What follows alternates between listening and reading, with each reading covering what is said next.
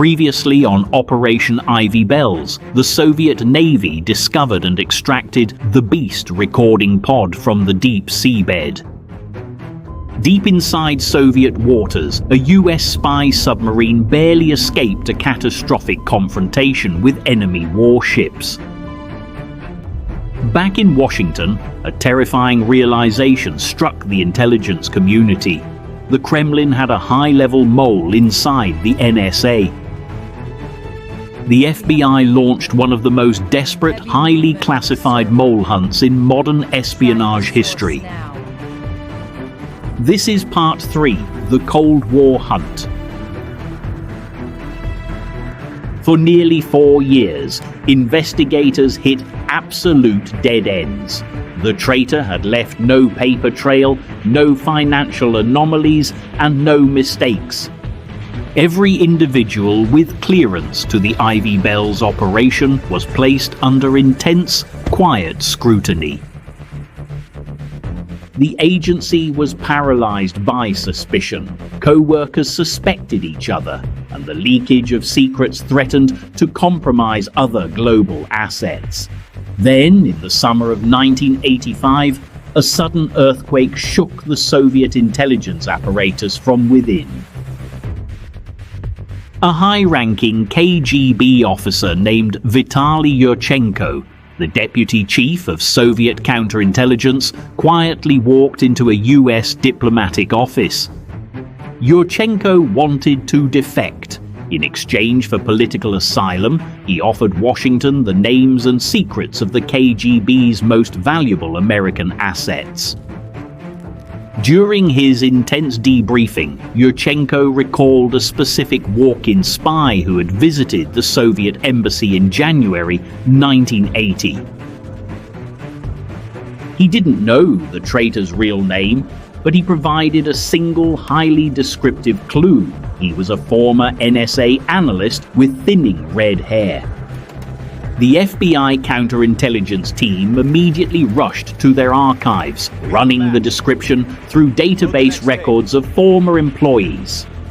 The system narrowed down the list to a handful of names. One profile instantly locked the investigators' attention: Ronald Pelton. The FBI matched Pelton's employment dates with the exact timeline of the Intercept failure. The puzzle pieces were falling into place. But they had no physical evidence. To catch a master spy, they needed to place him under absolute unblinking surveillance. Pelton's phone lines were tapped, his mail intercepted, and every movement monitored by elite mobile tracking teams. They discovered that Pelton, now working a mundane civilian job, was still in covert contact with Soviet intelligence handlers. All units, we are closing in on the signal. I need that vector lock right now. Target acquired, sending coordinates.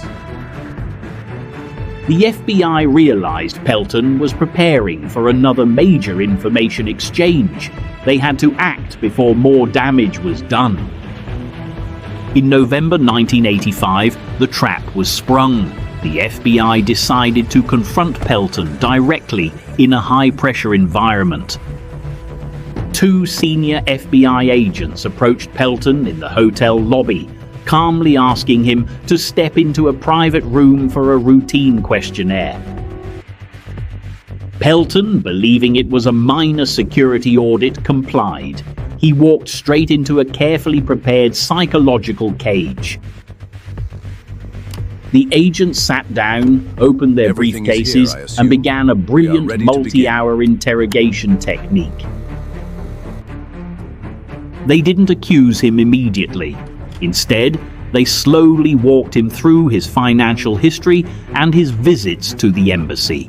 Pelton attempted to lie, inventing complex cover stories, but the agents calmly countered every excuse with precise surveillance logs. Realizing his options were entirely exhausted, Pelton's defense mechanism collapsed. He took off his glasses and sighed. He opened his mouth and began to fully confess to the catastrophic sabotage of Operation Ivy Bells.